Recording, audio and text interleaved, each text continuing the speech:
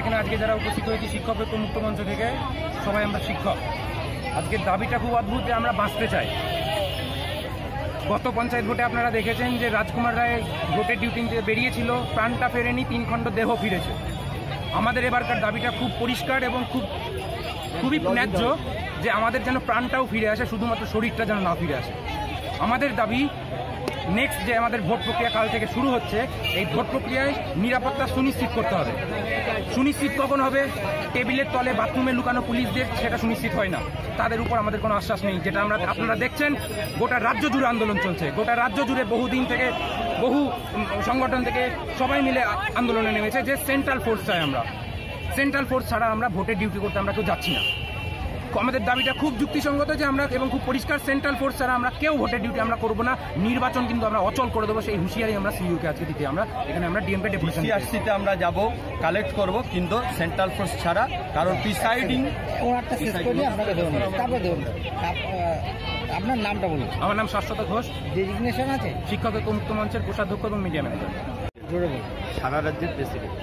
কি কারণে আজকে? কারণটা শাশ্বতবাবু বলেছেন, খুব যুক্তিসঙ্গত এবং ন্যায়সঙ্গত।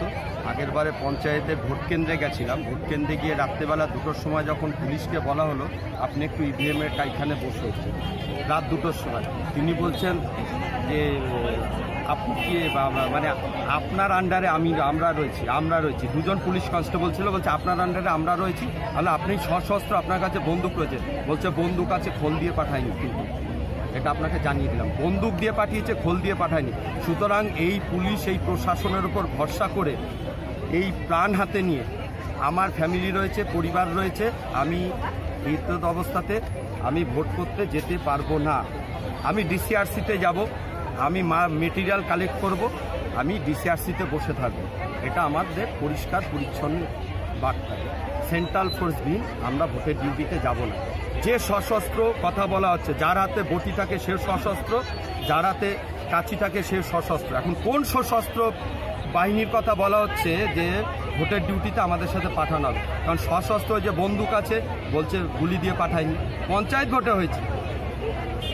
ভোটে হয়েছে, আমাদেরকে দোতলাতে বসিয়ে রেখে তলাতে ভোট হয়ে গেছে। এই দাবি দাওয়া না মানা হয় তাহলে কি করবে? ওই যে বললাম অচল, আমরা ডিসিআরসিতে বসে থাকবো। আমি ভোটে যাব, ভোটের ডিউটি পালন করব, কিন্তু আমি কেন্দ্রে যাব না সেন্ট্রাল ফোর্স ছাড়া। কারণ প্রিসাইডিং অফিসারের যে গাইডলাইন কেন্দ্রীয় নির্বাচন কমিশনের, ওখানে পরিষ্কার পরিচ্ছন্ন বলা আছে মেটেরিয়াল কালেক্ট করার পর সেন্ট্রাল ফোর্সকে ট্যাগ করে তারপরে কেন্দ্রে যাবেন। আমরা যতক্ষণ সেন্ট্রাল ফোর্স পাবো না, ত্যাগ করতে পারবো না, আমরা ভোট কেন্দ্রে যাব না। এটা আমাদের পরিষ্কার পরিচ্ছন্ন। আমরা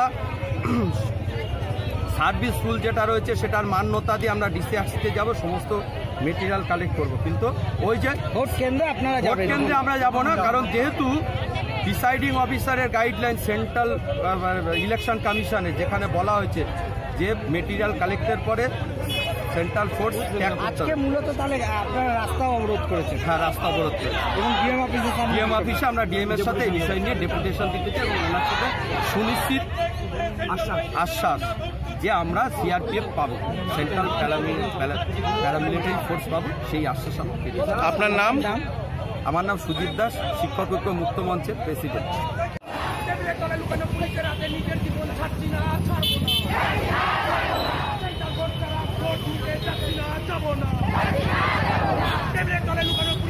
নিজের জীবন ছাড়ছি না, ছাড়বো না।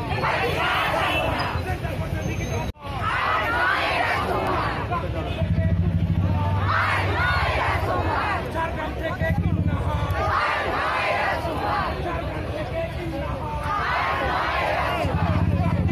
কুচবিহার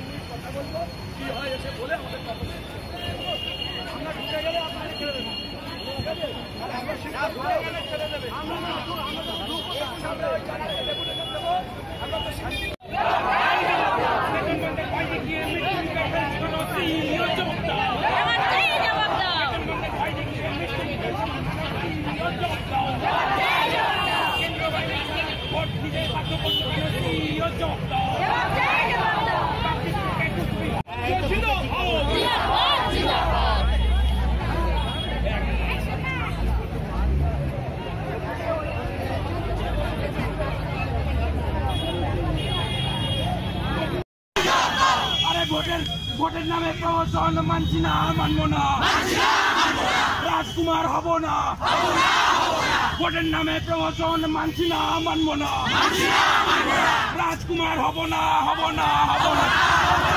4 দফার নির্বাচনে আমরা ভোট প্রক্রিয়া অচল করছি, করবো পার্টি থেকে কুচবিহার, পার্টি থেকে কুচবিহার, ঝাড়গ্রাম থেকে কিন্নার, ঝাড়গ্রাম থেকে কিন্নার, পার্টি থেকে কুচবিহার, পার্টি থেকে কুচবিহার।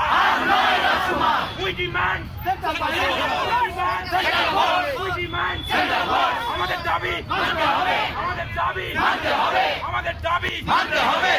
যদি এখনও আমাদের স্টিং নিউজ চ্যানেলটি সাবস্ক্রাইব না করে থাকেন তাহলে এক্ষুনি সাবস্ক্রাইব করুন আর বেল আইকনটি ক্লিক করুন।